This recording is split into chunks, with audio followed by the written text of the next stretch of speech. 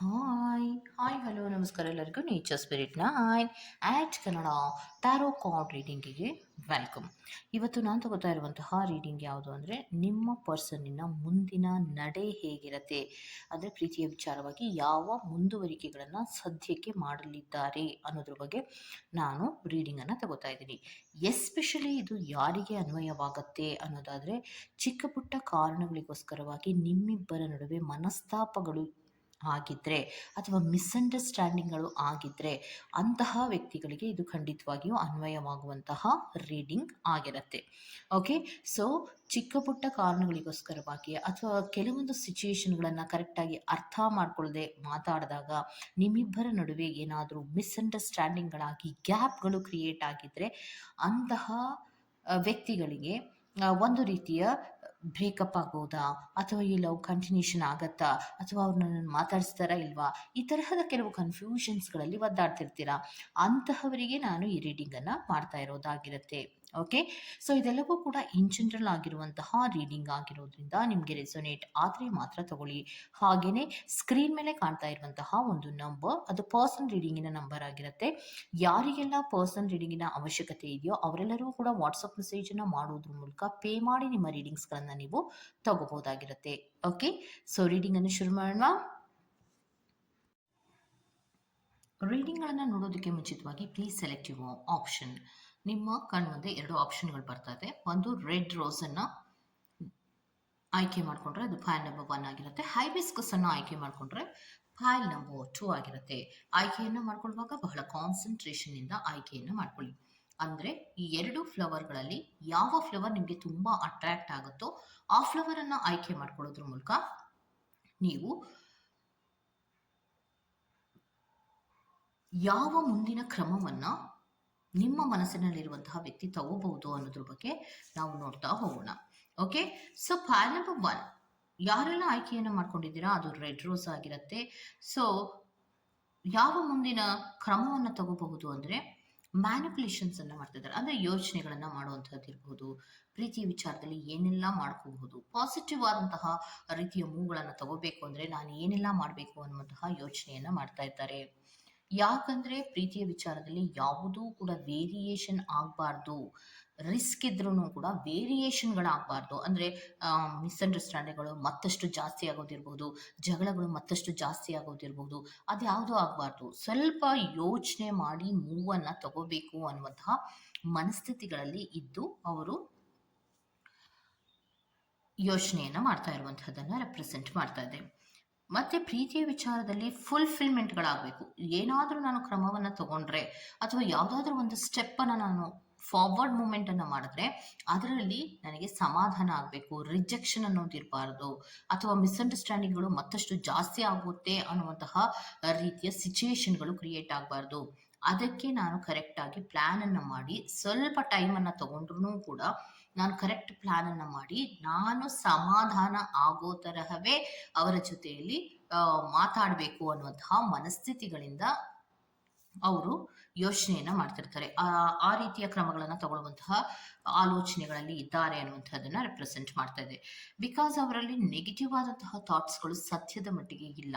ಅವರು ಏನಾದರೂ ಮೂವನ್ನು ತಗೊಳ್ಳುವಾಗ ನಾನು ನೆಗೆಟಿವ್ ಆಗಿ ಯೋಚನೆ ಮಾಡಿ ತಗೋಬೇಕು ಅನ್ನುವಂಥದ್ದಾಗಲಿ, ಈಗೋ ಅನ್ನ ಇಟ್ಕೊಂಡು ಮಾತಾಡಿಸ್ಬೇಕು ಅನ್ನೋದಾಗ್ಲಿ, ಅಥವಾ ನೀನೇ ಮಾಡಿದ ತಪ್ಪು ಅನ್ನುವಂತಹ ರೀತಿಯಲ್ಲಿ ಜಗಳಗಳನ್ನು ಜಾಸ್ತಿ ದೊಡ್ಡದು ಮಾಡ್ಕೊಳ್ಳೋದಾಗ್ಲಿ, ಈ ರೀತಿ ಮಾಡಬಾರ್ದು ಅನ್ನುವಂತಹ ಆಲೋಚನೆಗಳನ್ನೇ ಮಾಡ್ತಾ ಇರುವಂಥದ್ದು. ಒಂದು ಹೈ ಸ್ಟ್ಯಾಂಡರ್ಡ್ ಆದಂತಹ ರೀತಿಯಲ್ಲಿ ಯೋಚನೆಗಳನ್ನು ಮಾಡ್ತಾರೆ. ಯಾಕೆ ಅಂದರೆ ಮಿಸ್ಅಂಡರ್ಸ್ಟ್ಯಾಂಡಿಂಗ್ಗಳನ್ನು ಮತ್ತಷ್ಟು ಜಾಸ್ತಿ ಮಾಡ್ಕೊಳ್ಳೋದ್ರಿಂದ ಪ್ರೀತಿಯಲ್ಲಿ ವೇರಿಯೇಷನ್ಗಳಾಗಿ ಇಬ್ಬರೂ ಕೂಡ ದೂರ ಆಗಬೇಕಾಗತ್ತೆ, ಬ್ರೇಕಪ್ಗಳಾಗಬೇಕಾಗತ್ತೆ.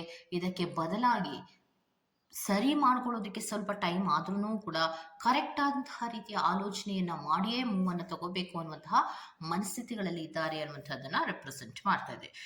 ಓಕೆ, ಸೊ ನೆಗೆಟಿವ್ ಆದಂತಹ ಥಾಟ್ಗಳೇನೋ ಅವರ ಮನಸ್ಥಿತಿಗಳಲ್ಲಿ ಇಲ್ಲ. ಸೊ ಪಾಸಿಟಿವ್ ಆಲೋಚನೆಗಳನ್ನು ಮಾಡ್ತಾ ಇದ್ದಾರೆ. ನಿಮ್ಮಿಬ್ಬರ ಮಿಸ್ಅಂಡರ್ಸ್ಟ್ಯಾಂಡಿಂಗ್ಗಳಲ್ಲಿ ಒಂದು ರೀತಿಯ ರಿಸ್ಕ್ ಅನ್ಸಿದ್ರು ಕೂಡ, ಮಿಸ್ಅಂಡರ್ಸ್ಟ್ಯಾಂಡಿಂಗ್ಗಳು ಏನಾಗಿದೆಯೋ ಅದನ್ನು ಸರಿ ಮಾಡ್ಕೊಳ್ಳೋದು ರಿಸ್ಕ್ ಆದ್ರೂ ಕೂಡ ಆಲೋಚನೆಗಳನ್ನು ಮಾಡಿಯೇ ಮೂವನ್ನು ತಗೋಬೇಕು ಅನ್ನುವಂತಹ ಮನಸ್ಥಿತಿಗಳಲ್ಲಿ ಇದ್ದು ಮೂವನ್ನು ಮಾಡುವಂತಹ ಒಂದು ಪಾಸಿಟಿವ್ ಸೈನ್ ಅನ್ನ ರೆಪ್ರೆಸೆಂಟ್ ಮಾಡ್ತಾ ಇದೆ. Okay, go to the next poll number 2. Hibiscus ಅನ್ನ ಯಾರೆಲ್ಲ ಆಯ್ಕೆಯನ್ನು ಮಾಡ್ಕೊಂಡಿದ್ದೀರೋ ಸೊ ಅವರಿಗೆ ನಿಮ್ಮ ಮನಸ್ಸಿನಲ್ಲಿರುವಂತಹ ವ್ಯಕ್ತಿಯ ಮುಂದಿನ ನಡೆ ಹೇಗಿರುತ್ತೆ ಅನ್ನೋದ್ರ ಬಗ್ಗೆ ನೋಡ್ತಾ ಹೋಗೋಣ. ಓಕೆ, ಸೊ ಪಾಲ್ ನಂಬರ್ 2 ಅವರಿಗೆ ಬರ್ತಾ ಇರುವಂತಹದ್ದು ಬ್ಯಾಲೆನ್ಸ್ ಅನ್ನ ಮಾಡಬೇಕು ಅನ್ನುವಂತಹ ಮುಂದಿನ ಕ್ರಮವನ್ನು ತಗೊಳ್ಳುವಂತಹ ಮನಸ್ಥಿತಿಗಳಲ್ಲಿ ಇದ್ದಾರೆ. ಯಾಕೆ ಅಂದ್ರೆ ಇಂಬ್ಯಾಲೆನ್ಸ್ಗಳು ಮೇಲಿಂದ ಮೇಲೆ ಏನೇ ಮಾತಾಡಿದ್ರು ಕೂಡ ಇಂಬ್ಯಾಲೆನ್ಸ್ಗಳೇ ಸಿಚುಯೇಷನ್ಗಳು ಕ್ರಿಯೇಟ್ ಆಗ್ತಾ ಇರುವಂತದ್ದು. ಯಾಕೆ ಅಂದ್ರೆ ಯಾವ ವಿಚಾರವನ್ನ ಅವರು ಮಾತಾಡಕ್ ಹೋದ್ರು ಕೂಡ ಮಿಸ್ಕಮ್ಯುನಿಕೇಶನ್ಸ್ಗಳೇ ಜಾಸ್ತಿ ಆಗ್ತಾ ಇದೆ. ಕಮ್ಯುನಿಕೇಶನ್ಸ್ಗಳಲ್ಲಿ ಇಬ್ಬರಲ್ಲೂ ಕೂಡ ಒಂದು ಅಂಡರ್ಸ್ಟ್ಯಾಂಡಿಂಗ್ ಅನ್ನೋದು ಇಬ್ಬರಲ್ಲಿಯೂ ಬರ್ತಾ ಇಲ್ಲ.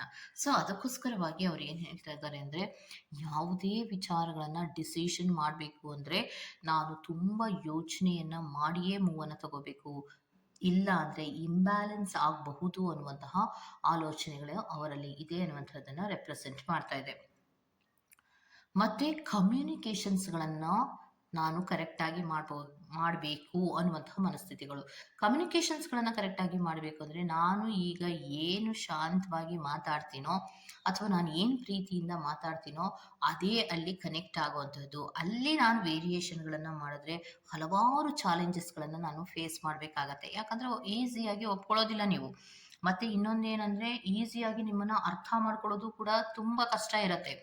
ಚಿಕ್ಕ ಪುಟ್ಟ ವಿಚಾರಗಳಲ್ಲಿ ಏನೇ ವೇರಿಯೇಷನ್ಗಳನ್ನು ಮಾಡಿದ್ರು ಅದೆಲ್ಲದಕ್ಕೂ ಕೂಡ ನೀವು ಕ್ಲಾರಿಟಿಯನ್ನು ಕೇಳ್ತೀರಾ. ಸೊ ಈಗ ನಾನು ಕಮ್ಯುನಿಕೇಷನ್ಸನ್ನು ಕರೆಕ್ಟಾಗಿ ಮಾಡಿಯೇ ಮೂವನ್ನು ತಗೋಬೇಕು ಅನ್ನುವಂತಹ ಮನಸ್ಥಿತಿಗಳು ಸ್ಲೋ ಸ್ಟಡಿಯನ್ನು ರೆಪ್ರೆಸೆಂಟ್ ಮಾಡ್ತಾ ಇದೆ. ಮತ್ತು ಪ್ರೀತಿ ವಿಚಾರದಲ್ಲಿ ಜಡ್ಜ್ಮೆಂಟ್ಗಳನ್ನು ತಗೊಳ್ಳೋದಾಗಲಿ ಅಥವಾ ಯಾವುದೇ ಕ್ರಮವನ್ನು ಮುಂದುವರಿಸೋದಾಗಲಿ ಅಷ್ಟೊಂದು ಈಸಿ ಅಲ್ವಲ್ಲ, ಏನು ಮಾಡಬೇಕು ಅನ್ನುವಂತಹ ಆಲೋಚನೆಗಳಲ್ಲಿಯೇ ತುಂಬ ಜಾಸ್ತಿ ಇದ್ದಾರೆ. ಸೊ ನಾನು ತಗೊಳ್ಳುವಂತಹ ಜಡ್ಜ್ಮೆಂಟಲ್ಲಿ ಪಾಸಿಟಿವ್ ಆಗಿ ಇರಬೇಕು ಅನ್ನುವಂತಹ ರೀತಿಯ ಕ್ರಮಗಳನ್ನು ತಗೋಬೇಕಾದ್ರೆ ನನಗೂ ಕೂಡ ಸ್ವಲ್ಪ ಟೈಮ್ ಬೇಕು ಅನ್ನೋದ್ರ ಜೊತೆಗೆ ಬ್ಯಾಲೆನ್ಸ್ ಮಾಡೋದು ಅಷ್ಟೊಂದು ಈಸಿ ಅಲ್ಲ ಅನ್ನೋದು ಕೂಡ ಸ್ಪಷ್ಟವಾಗಿ ಅವರಿಗೆ ಗೊತ್ತಿದೆ. ಆದರೂ ಕೂಡ ಪ್ರಯತ್ನವನ್ನು ಮಾಡ್ತೀನಿ ಅನ್ನುವಂತಹ ಮನಸ್ಥಿತಿಗಳಲ್ಲಿ ಇದ್ದಾರೆ. ಸೊ ಏನೇ ಮಿಸ್ಅಂಡರ್ಸ್ಟ್ಯಾಂಡಿಂಗ್ಗಳಿರ್ಬೋದು, ಏನೇ ಮಿಸ್ಕಮ್ಯುನಿಕೇಷನ್ಗಳಿರ್ಬೋದು ಅಥವಾ ನಿಮ್ಮಿಬ್ಬರ ನಡುವೆ ಕರೆಕ್ಟ್ ಆದಂತಹ ಕಾನ್ವರ್ಸೇಷನ್ಸ್ಗಳಿಲ್ಲದೆ ನೀವಿಬ್ಬರಲ್ಲಿ ಗ್ಯಾಪ್ಗಳು ಸೃಷ್ಟಿಯಾಗಿದ್ರೆ ಅದನ್ನ ಸರಿ ಮಾಡ್ಕೋಬೇಕು ಅನ್ನುವಂತಹ ಮನಸ್ಥಿತಿಗಳಿದ್ದಾರೆ. ಆದರೆ ಸರಿ ಹೋಗುತ್ತಾ ಇಲ್ವಾ ಅನ್ನೋದು ಅವರಿಗೂ ಕೂಡ ಡೌಟ್ ಇದೆ. 50-50 ಇದ್ದಾರೆ. ಯಾಕಂದರೆ ನಿಮ್ಮನ್ನು ಅಷ್ಟೊಂದು ಈಸಿಯಾಗಿ ಒಪ್ಸೋದು ಕಷ್ಟ, ಈಸಿ ಅಲ್ಲ. ಈಸಿಯಾಗಿ ನಾನು ಹೇಳಿದಂತಹ ಮಾತುಗಳನ್ನೆಲ್ಲ ನನ್ನ ಪರ್ಸನ್ ಒಪ್ಕೋತಾರೆ ಅನ್ನೋದು ನನಗೆ ಅನ್ಸಲ್ಲ ಅನ್ನೋದು ಅವರಿಗೂ ಕೂಡ ಡೌಟ್ ಇದೆ. ಸೊ ಆ ಕಾರಣಗಳಿಗೋಸ್ಕರವಾಗಿ ಸ್ವಲ್ಪ ಡೌಟಿನಲ್ಲಿ ಇದ್ರೂ ಕೂಡ ಪ್ರಯತ್ನವನ್ನು ಮಾಡ್ತೀನಿ ಅನ್ನುವಂತಹ ಮನಸ್ಥಿತಿಗಳಲ್ಲಿದ್ದಾರೆ. ಸೊ ಪಾಸಿಟಿವ್ ಆದಂತಹ ರೀತಿಯ ಮೂವನ್ನು ತಗೊಳ್ಳುವಂತಹ ಪ್ರಯತ್ನವನ್ನು ಮಾಡ್ತೀನಿ ಅನ್ನುವಂತಹ ರೀತಿಯಲ್ಲಿ ಕ್ರಮವನ್ನು ತಗೊಳ್ಳುವಂತಹ ಆಲೋಚನೆಗಳಲ್ಲಿ ಇದ್ದಾರೆ ಅನ್ನುವಂಥದ್ದನ್ನು ರೆಪ್ರೆಸೆಂಟ್ ಮಾಡ್ತಾ ಇದೆ. ಓಕೆ, ಸೊ ಇದಿಷ್ಟು ಪಾಲ್ ನಂಬರ್ 2 ರೀಡಿಂಗ್ ಆಗಿರುತ್ತೆ. ಈ ತರಹದ ರೀಡಿಂಗ್ ನಿಮ್ಗೆ ಇಷ್ಟ ಆಗಿದ್ರೆ ದಯವಿಟ್ಟು ಸಬ್ಸ್ಕ್ರೈಬ್ ಮಾಡಿ, ಪಕ್ಕದಲ್ಲಿ ಇರುವಂತಹ ಬೆಲ್ ಐಕಾನ್ ಪ್ರೆಸ್ ಮಾಡಿ. ನಾನು ನಿಮ್ಮನ್ನ ಮತ್ತೊಂದು ರೀಡಿಂಗ್ ಗಳಲ್ಲಿ ಸಿಗ್ತೀನಿ ಅಂತ ಹೇಳ್ತಾ ಅಲ್ಲಿವರೆಗೂ ಟೇಕ್ ಕೇರ್, ಬೈ ಬೈ.